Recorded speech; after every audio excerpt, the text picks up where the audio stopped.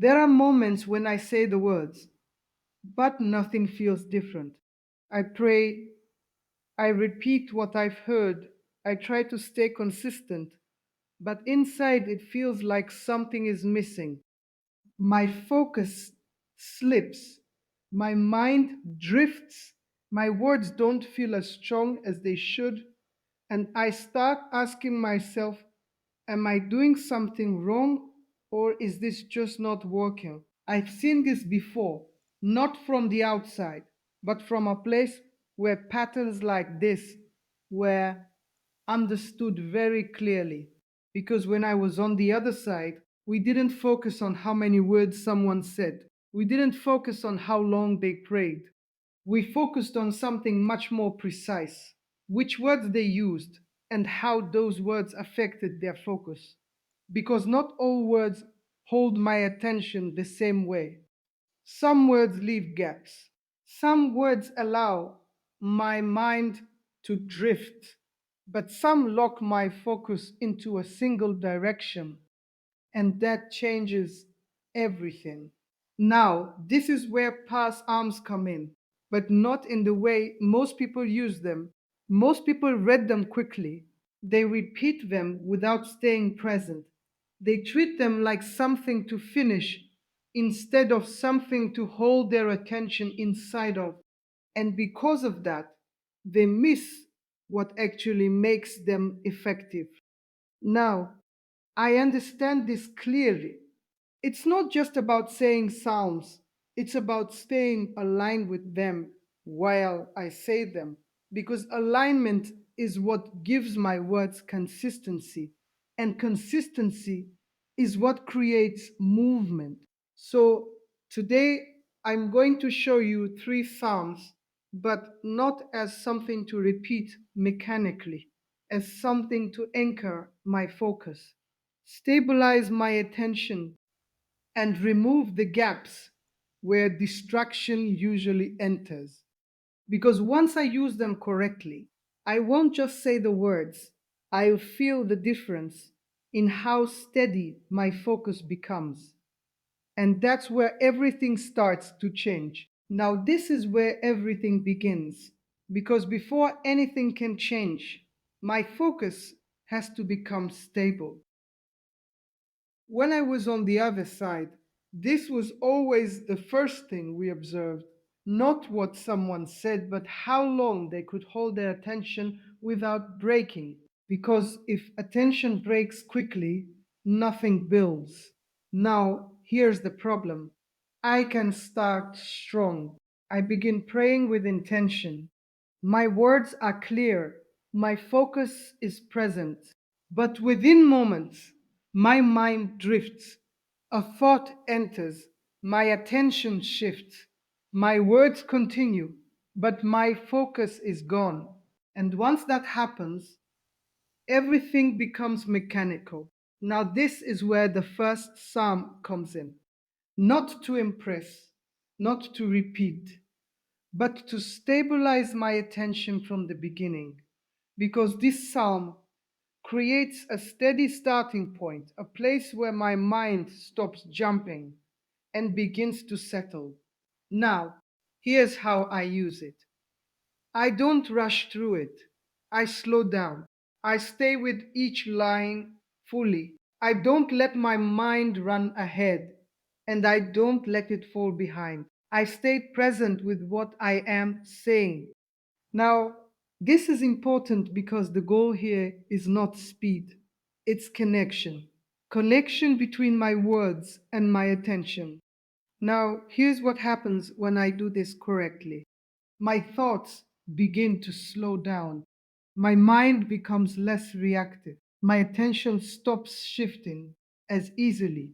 Not because distractions disappear, but because my focus becomes stronger than them. Now, this is the key. I am building stability because without stability, nothing else holds. Now I understand this clearly.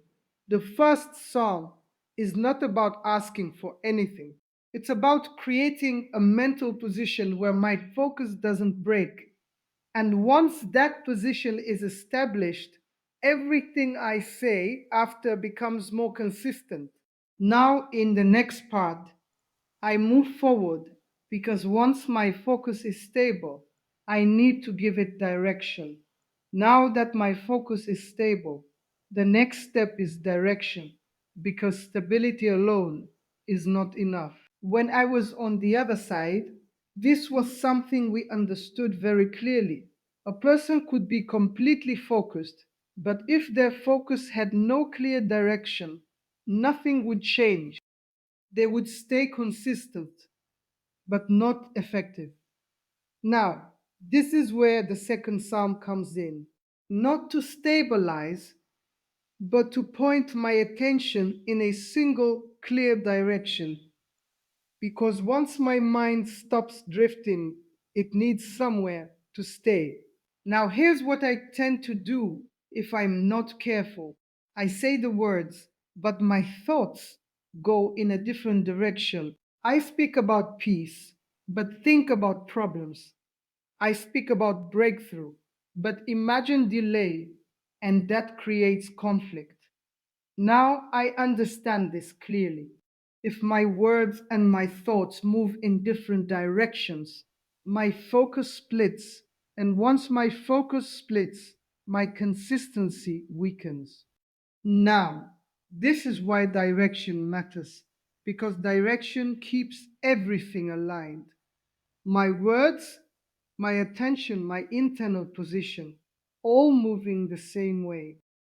Now, here's how I use the second psalm. I don't just say it, I stay with its meaning line by line. I let my attention follow the direction of the words. If the words move forward, my focus move forward.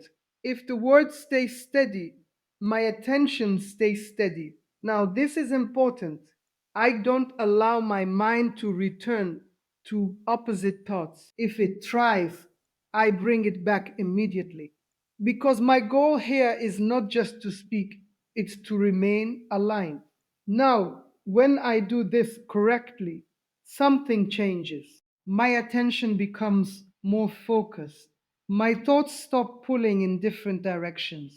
My words begin to feel more consistent and intentional, not forced, but connected. Now, this is the shift. I move from scattered focus to directed focus and directed. Focus is what creates momentum. Now, in the next part, I move forward again because once my focus is stable and directed, I need to protect it from breaking. Now, this is the final step, and this is where I can lose everything I've just built. Because even if my focus becomes stable, even if my direction becomes clear, if I can't maintain it, it will break again. When I was on the other side, this was the exact moment we watched for. Not when someone started, but when their focus began to weaken after a few minutes. Because that's when small things return, a random thought, a slight distraction, a moment of hesitation. And if that moment is not handled correctly, everything starts to fall apart. Now, this is where the third psalm comes in.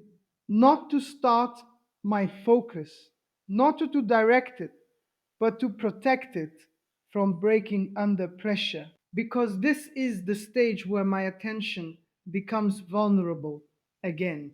Now, here's what I tend to do if I'm not aware. I feel my focus slipping, but I ignore it. I keep speaking, even though my mind is no longer fully present, and slowly my words become empty. My attention drifts, my consistency breaks, and I don't even realize when it happened. Now, I understand this clearly.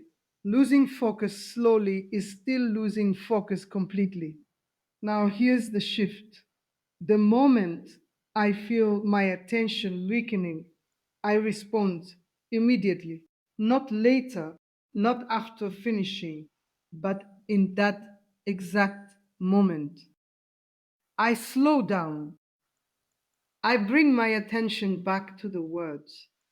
I reconnect fully because this psalm is not about continuing, it's about restoring alignment every time it starts to break.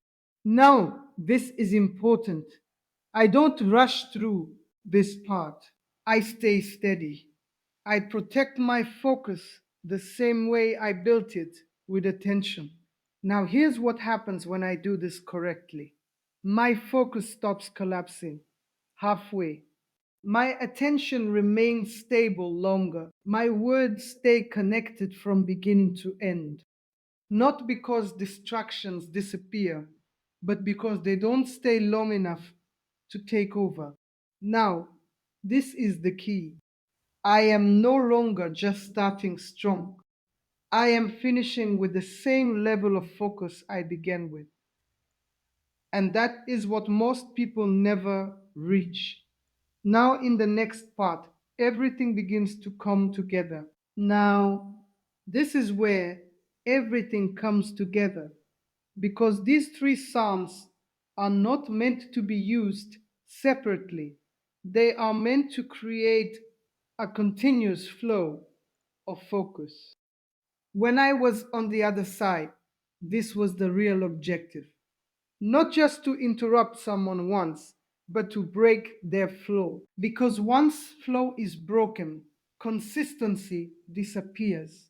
And once consistency disappears, nothing builds. Now I understand this clearly. It's not enough for me to start focused. I have to stay focused from beginning to end. That's what creates results. Now, here's how I usually approach this when I'm not careful. I treat each psalm like a separate task. I read one, pause or lose focus, then start the next one with less attention. And because of those gaps, my focus never holds long enough. Now, this is the shift. I stop treating them as separate and I stop treating them as one continuous movement of attention.